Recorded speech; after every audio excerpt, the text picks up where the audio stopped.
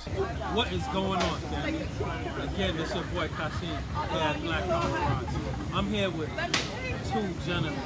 Remember, I told you guys about the African Festival. It's here in Lincoln Terrace Park, guys. So I want to know what made you guys want to start it. What's your name? Maliki, and I'm one of the founders of the festival. And this is Raphael Jackson, and he's one of the founders.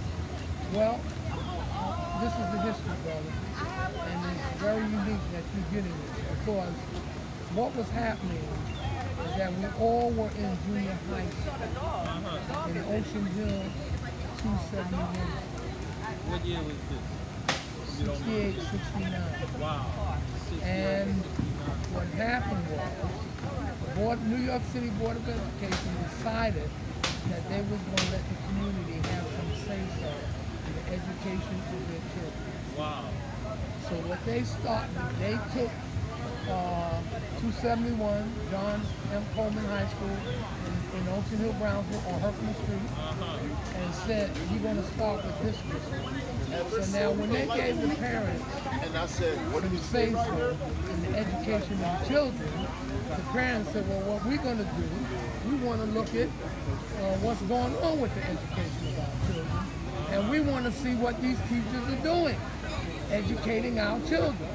Well, when they looked at the situation, they found that many of the teachers did not really have the interest of students, and so they made some changes, and they said, well, now what we're going to do, we're going to bring in some teachers, other teachers, and we want to transfer these others. Well, a guy who they put in charge of this project, and we called it Community Patrol, his name was Rody McCoy. And there was another guy that was a priest of the Catholic Church on Eastern Parkway in Rockaway, named Father Powers. And this piece that we're talking about now is in Eyes on the Prize. So you said that teachers didn't have children's best interests at heart for education. I thought Thurgood Marshall changed all of that. Well, no, not really, because it depended on the individual teacher. No matter where they taught, you would see whether they was really teaching the children and had the children's interest at heart. So back to that. Now, so then when the community looked at everything, said we made some changes here, they brought Al Van in as principal. And Al Van had an organization called African American Teachers Association. And that's where a lot of the black teachers came. Wow, I never even. And so when the change came with these teachers, it was tremendous because now you had true education going on. Nobody running in the halls, nobody screaming and hollering. Yes. Kids were in the classroom being educated. Beautiful. Okay? And of course, the old New York City Teachers Union said, oh no. And it was a citywide. Oh, So now, you know, there was black and white people there and said, okay, they was outside picketing and everything. In the community, parents was at the door saying, children come in. Your education is still going on and everything. Beautiful. And so education went on. We're out a week before Black Lives Matter. We was out in the street demonstrating, you know, to make sure that students weren't getting suspended from school, that we were getting some history in the education, you know what I'm saying? And that parents could have access to coming to school anytime they desire. So now, nothing like today. and There let was Raphael take it from me. So there was discipline back then. Well, see, the thing is, a lot of the people that were teaching didn't have the interest. Like, if you were in school and you were acting out, a lot of people say, look, I can't do this. Let it act out. Really? Now, you in the community, and your mother comes up, says, oh, no, you're going to sit down. Right. I'm gonna tell your mother. I'm gonna bring your mother up here. Right. She gonna sit in. And so what happened was some accountability. Right. And it's just like church. Kids don't go to church and act out. Right. So why should they go to school and act out? So a lot of it was a learning disabilities, learning challenges. You got people that want to work with them. And the kids, anybody who works with children knows that the first thing they want to find out is, are you serious about it? Yeah. And you don't have any interest. They can feel you out of the step. Yeah. A lot of the people, the new teachers that came in, they asked who wants to teach in this environment. And a lot of the teachers opted out. Really? Teaching is rough. Yes. And the ones that wanted to stay, stayed. And they tried to make it a union, racial issue. Oh. A lot of the my white gosh. teachers who were really serious about it stayed. So we formed a cadre. They were teaching African history, all this. It was amazing. And the students wanted to come. But what happened was the strike went on. The teachers won the strike. And so things went back to so-called normal. And we decided, look, we liked that feel of an independent school. Wow. We decided. So this what made you guys want to do this? No. Yeah, the African Now what happened was a lot of us were thrown out of school. Oh my God. For demonstrating. For demonstrating. See, stuff like that gets me angry, but I'm learning to deal with it. Listen, this young man here, the superintendent, told his mother at Sunny Carson, he can go to any school he wants to, Yes. but not. Cannot come He could not Wow. go back. But number one, we had organized the students. Right. And they didn't want that. No. Well, Ah. the thing was, Albert Van, our assemblyman, had that African Teachers Association. But in that organization, there's a brother's picture that you're going to see down there, Brother G.T. Wailsi, who organized the African American Students Association. You see this people, these are people that you don't hear about. Even I'm learning something. Okay. So now, when what happened was that G.T. Wailsi, who was then known as Les Campbell, was teaching at Junior High School 35.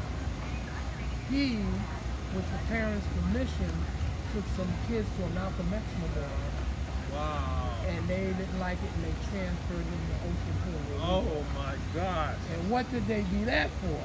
Because now you have the whole community to close to it. Right? So now, You see what happens when we unite people? This is why I said unity scares the system. So this has been going on. Let me tell you something that made Les Campbell, G2 unique. G2 was 6'7". He was 6'7". Former basketball player. Now you know our people like Yes. sports figures. So Yeah. we looked up to him. We looked up to him. They used to call him, they didn't know. Oh boy, yo, I tell They you. used to call him Watusi Les. Oh my God. But he was cool with it because he knew it was a cultural thing. So when he came in, all the air went out to him. So now, Al Van having the African Teachers Association, he created the African American Students. Wow. We started organizing when we went to high school. We had a chapter in every high school in New York making demands. Every high school had a chapter. You name a high school had a chapter. All right. So now what they were doing, because we were demonstrating history, we were changing the curriculum, they were kicking us out of school.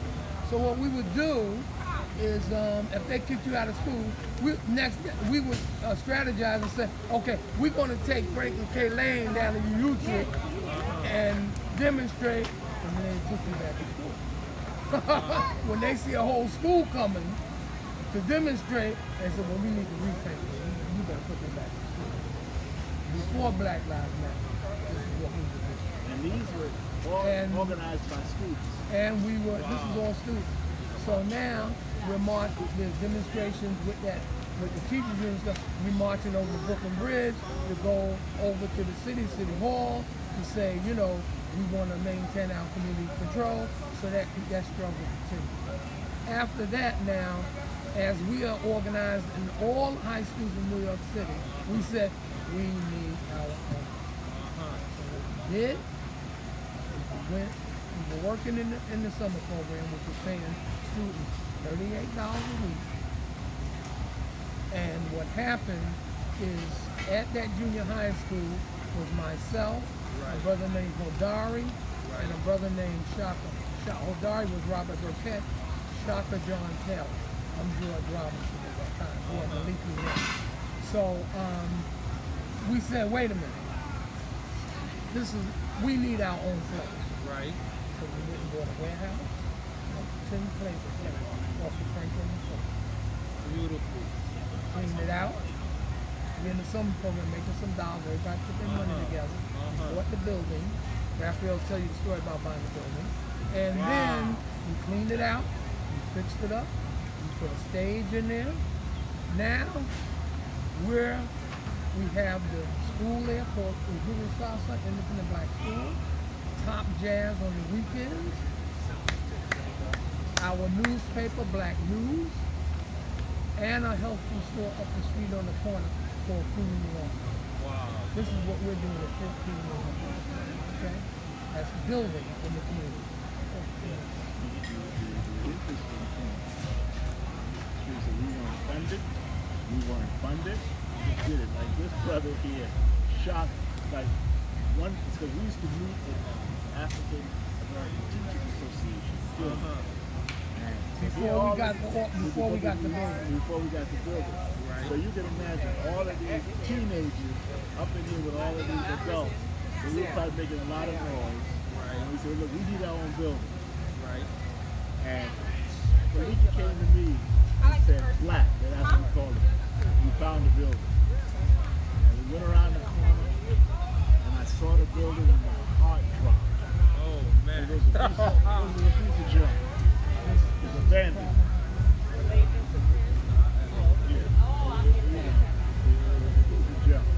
That next weekend, we all got together, cleaned it up, and brought some musicians.